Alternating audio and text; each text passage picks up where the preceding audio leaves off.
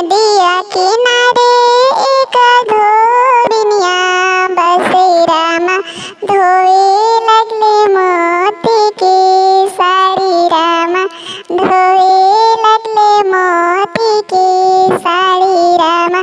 घर से बाहर भैले आंजनो, बेटी रामा लेदा पापा मोती के साड़ी रामा, लेदा पापा मोती के साड़ी रामा।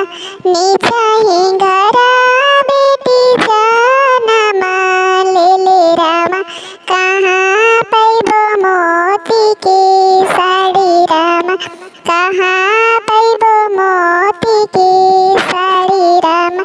ऊँचा ही घरे बेटी बियाही देबो रामा, वहीं पैबो मोती के साड़ी रामा, वहीं पैबो मोती के साड़ी रामा। एतना बचना जब सुनल नंजनो दुल्हा रामा, चली दिले बनारस देशे रामा, चली दिले बनारस देशे रामा।